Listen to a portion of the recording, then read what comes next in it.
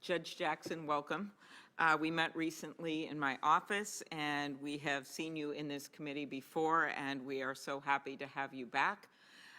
If Senator Whitehouse is pleased that you once clerked for a Rhode Island judge, we in Minnesota are equally happy that you are wearing bold purple today, winning over both Prince and Minnesota Vikings fans the world over.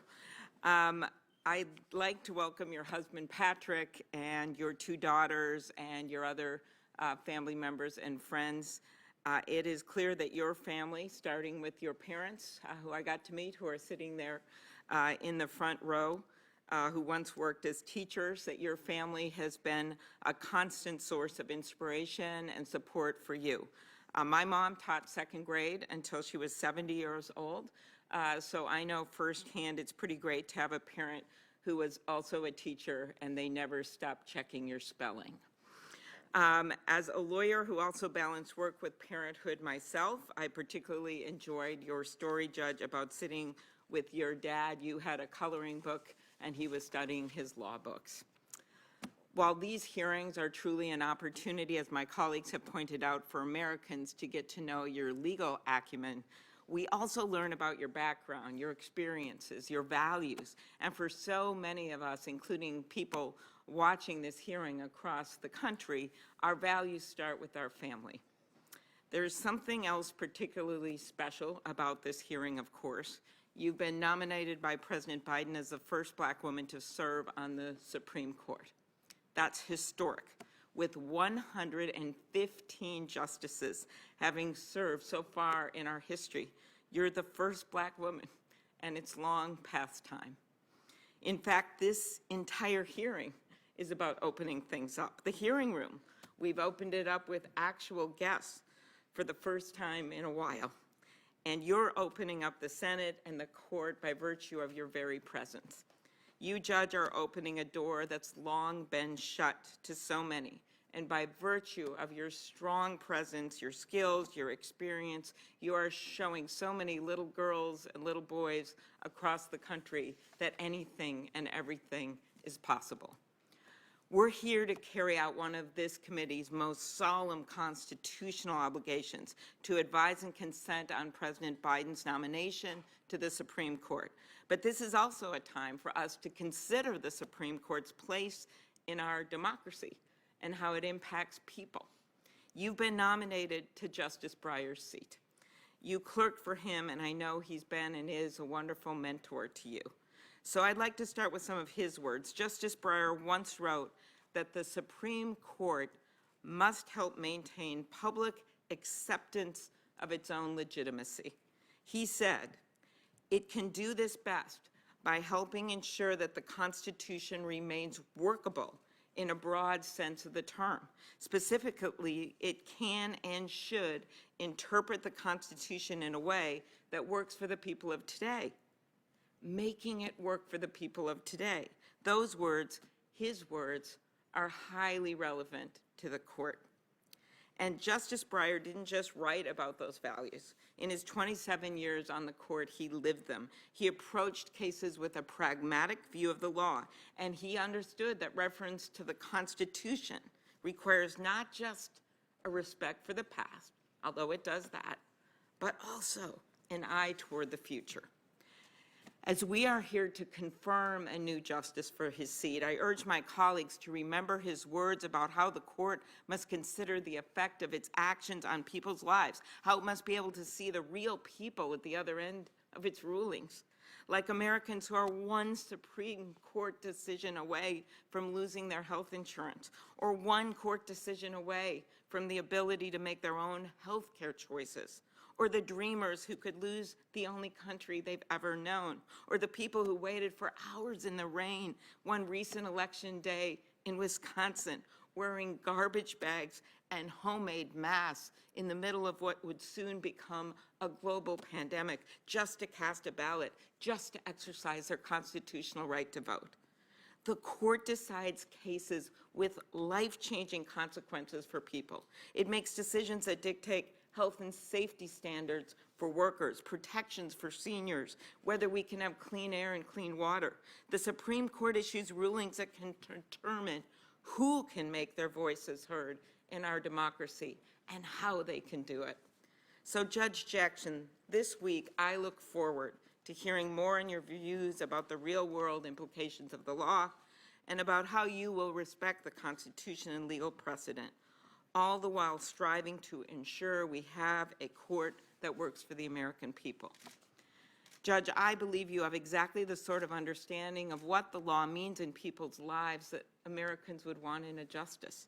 You're from a family that knows something about making it work. Both of your parents attended segregated primary schools and later became teachers. And when your dad set his sights on becoming a lawyer, your mom figured out how to support the family while he attended law school. After being a star debater in high school, you went on to graduate magna cum laude in college and went on to graduate with honors from law school. After law school, you clerked for federal judges nominated by both Democratic and Republican presidents. And of course, you had the honor of serving as a clerk to Justice Breyer. These aren't just lines on your resume. They show that you have worked to apply the law at every level of the federal system. And beyond those credentials, you have the perspectives of someone who has seen the law through the eyes of those closest to it. Your brother worked as a police officer in Baltimore. One of your uncles was a detective, and another was the chief of police of the city of Miami. You know what it means for a person to put their life on the line to defend the rule of law. It is no surprise to me that you received the letter that Senator Durbin mentioned, the letter of support from the Fraternal Order of Police. And as a former federal public defender, you also understand that for our justice system to be truly workable, it must account for those who lack the resources to defend themselves. And you would be the first justice to bring that experience to the court.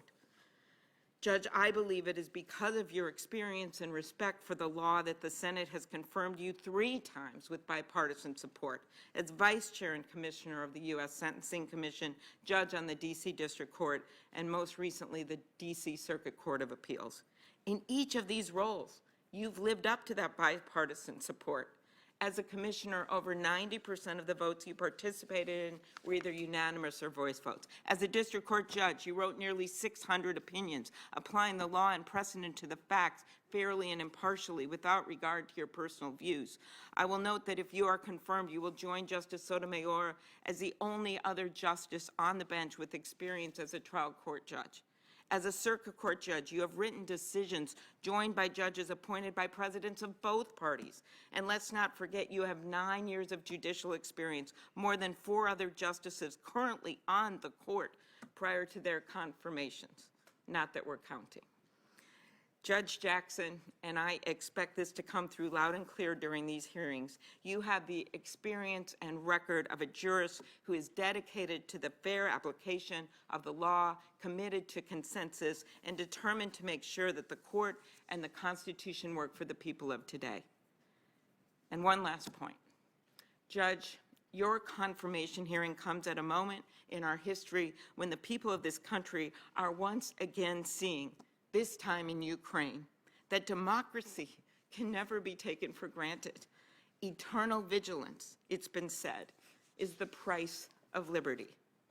Last week, I was at the Ukrainian-Polish border with refugees streaming through checkpoints, leaving everything they had behind with only a suitcase and a backpack, walking into the loving arms of their neighbors in Poland, a country with a long, hard history of having been invaded by Nazis and Russians and Prussians and Habsburgs. As our ambassador there told me, at this moment in history, the people of Poland are achieving the dreams their grandparents could never realize. They are saying to their Ukrainian neighbors, we value freedom and respect your democracy. We value you so much that we will take you into our homes and into our hearts. We will open our doors and not shut you out. And this horrendous war against evil and the courage of the Ukrainian people is happening at the very same time our country is opening our minds after being separated through a 2-year pandemic from our neighbors, not only around the world, but in our own country, in our own towns. This moment bestows upon us a new opportunity to see one another again and to be part of our own democracy, to respect each other's rights and views, to see that we are not a nation of 300+ million silos. Instead, we are a nation that must re-embrace the simple principle that unites us as Americans, and that is that our country is so much bigger in what unites us than what divides us. That's the pivotal moment we are in. That's your moment. It's a time for us to consider what the courts mean to our democracy, to recall how the framers envisioned the courts to work as a ballast in our system of government, and to rededicate ourselves to the sacred protection of our rights and the upholding of our Constitution. So as we move forward with these hearings, let us be grounded in the central role of the court and the Constitution in our democracy, of what it means to our system of government that we can never take for granted, and how we must always be vigilant that it is serving the people. Judge Jackson, I'm confident you will come to the bench as a justice with a bedrock appreciation of what the Constitution and the law means to America, with the real-world perspective we need. Thank you for your willingness to serve at this important time.